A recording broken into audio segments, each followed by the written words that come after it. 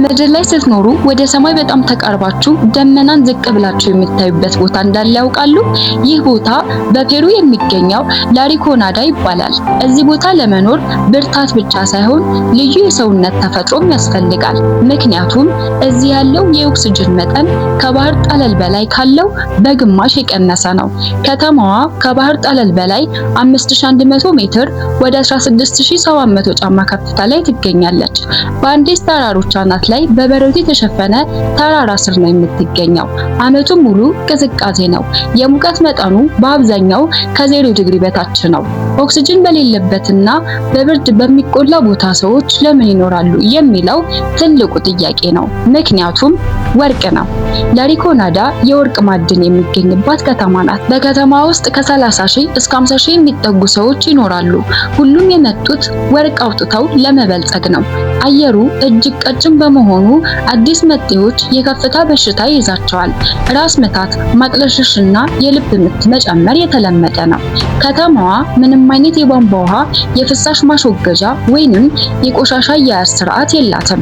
ይህም ኑሮውን እጅግ አስቸጋሪ ያደርገዋል።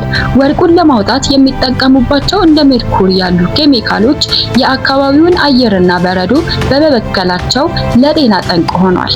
በዚህ ከተማ የሚሰሩ ማዕድን አውጪዎች ደሞዝ አይከፈላቸውም። ይልቁንም ካቾሪኦ የሚባል ስርዓትን ይከተላሉ። ለ30 ቀናት በነፃ ይሰራሉ። በ31ኛው ቀን ግን የቻሉትን ያህል ማዕድን ወይንም ድንጋይ ተሸክመው ይወጣሉ። በዛ ድንጋይ ውስጥ ወርቅ ካለ የነሱ ነው፣ ከሌለ ግን ለአንድ ወር በከንቱ ለፉ ማለት ነው። ይህ እንደ ቁማር የሚቆጠር አሰራር ነው። ላሪኮናዳ የሰው ልጅ ለህልውናውና ለሀብት ሲል ማንኛውንም መከራ ለመቀበል ዝግጁ መሆኑን የምታሳይ ከተማ ናት። ለሰማይ ቅርብ ብትሆንም ኑሮዋ ግን ገሃነም ይባላል። ምንም እንኳን ከተማዋ በዘመናዊ መልኩ የታወቀችው በቅርብ ጊዜ ቢሆንም በአካባቢው የሚገኙት የአንዴስ ተራሮች ለዘመናት በወርቅ ሀብታቸው ይታወቃሉ። ጥንታዊው የኢንካ ስልጣኔ ወርቅን የፀሐይ ላብ ብሎ ይጠራው ነበር። የጥንት ሰዎች በዚያ አካባቢ ከባድ ቅዝቃዜውን ተቋቁመው ለሃይማኖታዊ አገልግሎት የሚሆን ወርቅ በባህላዊ መንገድ ያወጡ እንደነበር ይነገራል። ሆኖም በዚያ ዘመን ሰዎች እዛው በቋሚነት አይኖሩም ነበር። ማዕድኑን አውጥተው ወደ ዝቅተኛና ሞቃታማ ቦታዎች ይመለሱ ነበር። ላሪኮናዳ አሁን ካለችበት መጠነ ሰፊ የሰዎች መኖሪያነት የተለወጠችው በ1990ዎቹ አጋማሽና በ2000ዎቹ መጀመሪያ ላይ ነው። ለዚህም ሁለት ዋና ምክንያቶች ነበሩ። በዓለም አቀፍ ገበያ የወርቅ ዋጋ በከፍተኛ ሁኔታ ማሻቀቡ በፔሩ የሚገኙ ድሆች ገበሬዎችና የቀን ሰራተኞች የተሻለ ሕይወት ፍለጋ ወደ ተራራው እንዲተሙ አደረጋቸው። አካባቢው በጣም ራቅ ያለና አስቸጋሪ በመሆኑ የፔሩ መንግስት ህጋዊ ቁጥጥር አያደርግበትም ነበር። ስለዚህ ማንኛውም ሰው መጥቶ መሬት ቆፍሮ ወርቅ እንዲፈልግ እድሉን ክፍት አደረገ።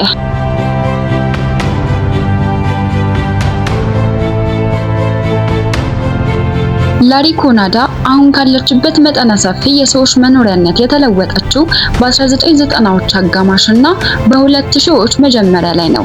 ለዚህም ሁለት ዋና ምክንያቶች ነበሩ። በዓለም አቀፍ ገበያ የወርቅ ዋጋ በከፍተኛ ሁኔታ ማሻቀቡ በፔሩ የሚገኙ ድሆች ገበሬዎችና የቀን ሰራተኞች የተሻለ ህይወት ፍለጋ ወደ ተራራው እንዲተሙ አደረጋቸው። አካባቢው በጣም ራቅ ያለና አስቸጋሪ በመሆኑ የፔሩ መንግስት ህጋዊ ቁጥጥር አያደርግበትም ነበር። ስለዚህ ማንኛውም ሰው መጥቶ መሬት ቆፍሮ ወርቅ እንዲፈልግ እድሉን ክፍት አደረገ። እንደ አውሮፓውያን አቆጣጠር በ2001 አካባቢ በከተማው የነበሩት ጥቂት የማዕድን አውጪዎች ብቻ ነበሩ። ነገር ግን በ10 ዓመታት ውስጥ ብቻ የህዝቡ ቁጥር ከ30,000 በላይ ደረሰ። ይህ እድገት ያልተፈቀደ እድገት ነበር። ከተማዋ የተመሰረተችው በኢንጂነሮች ሳይሆን በራሳቸው በማዕድን አውጪዎች ነው። ቤቶቹ የተሰሩት ከቆርቆሮ ነው። ምክንያቱም እንጨት ወይንም ጡብ ወደዛ ከፍታ ማጓጓዝ በጣም ውድና አስቸጋሪ በመሆኑ ይህም ከተማዋን የቆርቆሮ ከተማ የሚል ስም አሰጥቷታል። ይህ አስገራሚ የአሰራር ስርዓት ከቅኝ ግዛት ዘመን የተወረሰ የባርነትና የድካም ውጤት እንደሆነ ይታመናል። ኩባንያዎች ሰራተኞችን በደሞዝ መቅጠር ስለማይፈልጉ ወይንም ስለማይችሉ የገዛ እድልህን ሞክር በሚል ሰራተኛውን እያታለሉ የቆየ ስልት ነው። ይህ ስርዓት ዛሬም ድረስ መኖሩ ከተማዋ ከዘመናዊ ሕግና የሰራተኛ መብት ውጪ መሆኗን የታሪክ ምስክር ነው።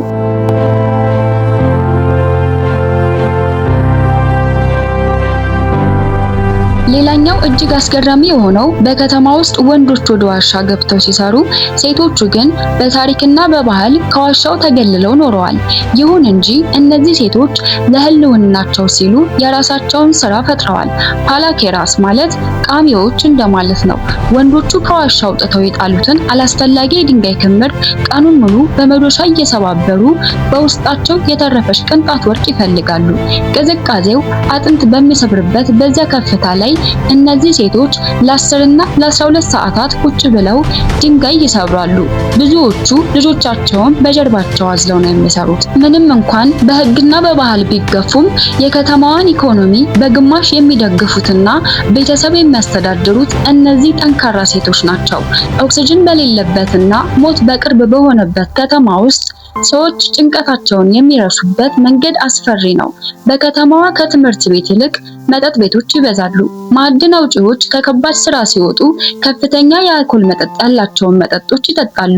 ይህ ደግሞ በከተማዋ ያለውን የጠብና የወንጀል መጠን ይጨምራል። ወርቅ ባለበት ሁሉ ወንጀል አለ። ብዙ ወጣት ልጃገረዶች ጥሩ ስራ አለ ተብለው ተታለው ወደዚህ ከተማ ይመጣሉ። ነገር ግን በዝውውር ወጥመድ ውስጥ ይገባሉ። ይህ የከተማዋ ጥቁርና ለማውራት የሚከብደው ገጽታ ነው። ላሪኮናዳ በካርታ ላይ ከተማ ተብላ ትመዝገብ እንጂ በአወቃቀሯ የሰፈር ትመስላለች። ሁሉም ሰው እዛ የሚኖረው ለጥቂት ጊዜ ወርቅ አግኝቼ ሀብታም ሆኜ እሄዳለሁ በሚል ተስፋ ነው። በዚህ ከተማ ማንም ሰው ቋሚ ቤት አይሰራም፣ ዛፍ አይተክልም ወይንም አካባቢውን አያጸዳም። ከተማዋ የተገነባችው ለአኒላ በሚባለው የበረዶ ግግር ላይ ነው። የሰዎች መጨመርና ብክለት በረዶ እንዲቀልጥ እያደረገው ነው። ይህም ለወደፊቱ ከተማዋን የመደርመስ አደጋ ውስጥ ይጥላታል። ላሪኮናዳ የሰው ልጅ ተስፋ ምን ያህል ጥልቅ እንደሆነ የምናይበት ቦታ ነው። በሺዎች የሚቆጠሩ ሰዎች ኦክሲጅን በሌለበት፣ ሕግ በሌለበትና ጤና በራቀበት ተራራ ላይ የሚኖሩት የወርቅ ብልጭታ ነገን ይቀይርልናል ብለው በማመናቸው ነው። ነገር ግን ጥያቄው ወርቁ የሚያስገኘው ሀብት የሚከፈለውን የህይወት ዋጋ ይመጥናል ወይ ነው። በላሪኮናዳ መኖር ማለት የሰውን ልጅ ተፈጥሯዊ አቅም መፈተን ማለት ነው። እዚህ ከተማ ውስጥ ጤነኛ ሰው ማግኘት እጅግ አስቸጋሪ ነው። የከፍታ በሽታ ከባህር ጠለል በላይ 5100 ሜትር ላይ ያለው አየር እጅግ ቀጭን ነው።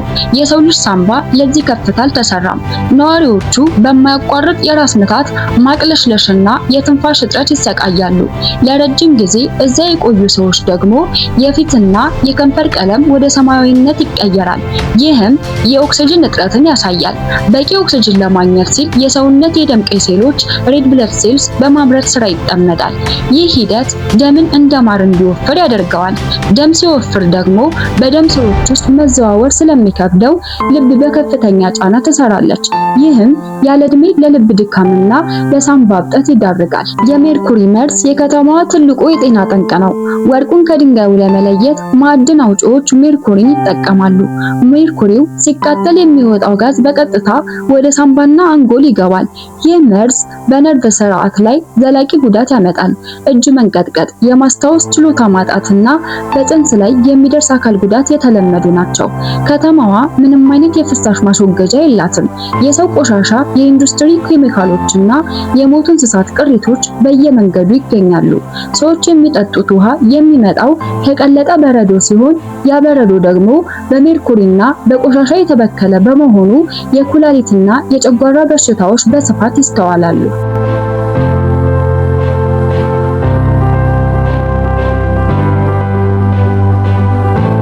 በላሪኮናዳ ሃይማኖት ከህልውና ጋር የተቆራኘ ነው። ነዋሪዎቹ በካቶሊክ ስም ቢጠሩም በተግባር ግን የሚያመልኩት ተራራውንና የውስጥ መናፍስቱን ነው።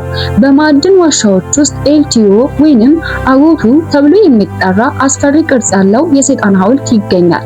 ማዕድን አውጪዎች ወርቁ የሱ ነው ብለው ያምናሉ። ወደ ስራ ከመግባታቸው በፊት ለዚህ ሐውልት የኮካ ቆጠል ያጎርሱታል፣ ሲጋራም ያበሩለታል፣ እንዲሁም ንጹህ አልኮል ያፈሱለታል። ይህንን ካላደረጉ ግን ኤልቲዮ ይቆጣል፣ ወርቁንም ይደብቃል፣ ህይወታችንንም ይወስዳል ብለው ይፈራሉ። እዚህ ከተማ ውስጥ እስከ ቅርብ ጊዜ ድረስ ሴቶች ወደ ዋሻ እንዳይገቡ በጥብቅ የተከለከለ ነበር። እምነቱ መሬት ሴት ናት፣ ሌላ ሴት ወደ ዋሻ ከገባች ትቀናለች፣ በዚህም ምክንያት ወርቁን ትደብቃለች ወይንም ዋሻውን ታፈርሳለች የሚል ነው። ይህ አድሎ የተመሰረተው በጥልቅ መንፈሳዊ ፍርሃት ላይ ነው። በየዓመቱ ማዕድን አውጪዎች ለመሬት አማልክት መስዋዕትን ያቀርባሉ። ይህም ፓጎ ይባላል። ታላላቅ ወርቆችን ለማግኘት ምድር የሰው ደም ትጠይቃለች የሚል ምስጢራዊነት አላቸው። በማዕድን ውስጥ ሰው ሲሞት ብዙዎች መሬቷ ዋጋዋን አገኘች፣ አሁን ወርቅ ትሰጠናለች ብለው በዝምታ ያልፉታል። አፑ የተቀደሰው ተራራ ብለው ይጠሩታል። ከከተማዋ በላይ ያለው በረዶ የተሸፈነ ተራራ እንደ አምላክ ይታያል። ተራራው ሲቆጣ ናዳ ወይንም ድንገተኛ በረዶ ሲመጣ ሰዎች ተንበርክከው ይቅርታ ይጠይቁታል። ተራራው ሕይወት ሰጭም ሕይወት ነሽም እንደሆነ ተደርጎ ይቆጠራል። እዚህ ቦታ ሳይንስና ሃይማኖት አይሰሩም። የሚሰራው የተራራው ሕግ ብቻ ነው። በላሪኮናዳ ያለው የአመጋገብ ባህል ከከተማዋ አስቸጋሪ አቀማመጥና ከፍታው ጫና ጋር የተያያዘ ነው። በዚህ ከፍታ ላይ ውሃ ለማፍላት እንኳን ረጅም ሰዓት ስለሚፈጅ ከፍታ ሲጨምር የውሃ መቀቀያ ነጥብ ስለሚቀንስ አመጋገባቸው ለየት ያለ ነው። ዋነኛ ምግባቸው ለአካባቢው ማዕድን አውጪዎች የኮካ ቅጠል ከምግብ በላይ ነው። ቅጠሉን ባፋቸው በመያዝ ይመጡታል። ይህም የረሃብ ስሜትን ለመቀነስ፣ ድካምን ለመከላከልና ከሁሉም በላይ ደግሞ ለኦክሲጅን እጥረት ፍቱን መድኃኒት ስለሆነ ነው። ስራ ከመጀመራቸው በፊት የኮካ ቅጠል መያዝ እንደ ትልቅ ባህል ይቆጠራል። ቅዝቃዜውን ለመቋቋም ሰውነታቸው ከፍተኛ ኃይል ስለሚፈልግ ምግቦቻቸው በካርቦሃይድሬት የበለጸጉ ናቸው። ፔሩ የድንች መገኛ እንደመሆኗ መጠን በተለይ መንገዶች የተሰሩት የድንች ምግቦች ዋና ምግባቸው ነው። ፔሩ የድንች መገኛ እንደመሆኗ መጠን በተለያዩ መንገዶች የተሰሩ የድንች ምግቦች ዋና ምግባቸው ናቸው። በተለይ ቹኞ የሚባለው በበረዶ የደረቀ ድንች ለረጅም ጊዜ ስለሚቆይ በብዛት ይመገቡታል። አልፓካና ላማ በእነዚህ ተራሮች ላይ የሚኖሩ እንስሳት በመሆናቸው ስጋቸው በፕሮቲን ምንጭነት በስፋት ጥቅም ላይ ይውላል። ብዙውን ጊዜ በሾርባ መልክ ይዘጋጃል። ቅዝቃዜውን ለመከላከል ደግሞ ሁልጊዜም ሞቃት ሾርባዎች ይዘወተራሉ። ካልዶ ደ ካቤዛ የበግ ወይንም የላም ራስ ተቀቅሎ የሚሰራ ሾርባ ሲሆን ለጉልበትና ለኃይል በጣም ጠቃሚ ነው ተብሎ ይታመናል። የጊኒ ፒግ ስጋ በፔሩ ባህላዊ ምግብ ቢሆንም በላሪኮናዳ ለየት ላለ በዓል ወይንም እንግዳ ሲመጣ የሚቀርብ ውድ ምግብ ነው። ሙና ሻይ ከዱር ቅጠል የሚሰራ ሻይ ሲሆን ለሆድ ህመምና ለከፍታ ህመም መከላከያነት ይጠጡታል። በከተማዋ ምንም አይነት እርሻ ስለሌለ ሁሉ ምግቦች ከታች ካሉ ከተሞች በጭነት መኪና ነው የሚመጡት። ይህም የምግብ ዋጋን በጣም ውድ ያደርገዋል። ብዙዎች ማዕድን አውጪዎች ወርቅ ካላገኙ የሚመገቡት በጣም አነስተኛና ጥራት የሌለው ምግብ ነው። የላሪኮናዳ ታሪክ የብልጽግና ታሪክ ሳይሆን የሰው ልጅ ተስፋ መቁረጥ ታሪክ ነው። ሰዎች ኦክሲጅን በሌለበት ተራራ ላይ የሚኖሩ የወርቅ ፍቅር ስላላቸው ብቻ ሳይሆን ካለባቸው ድህነት ለመውጣት ያላቸው ብቸኛ አማራጭ እሱ በመሆኑ ነው።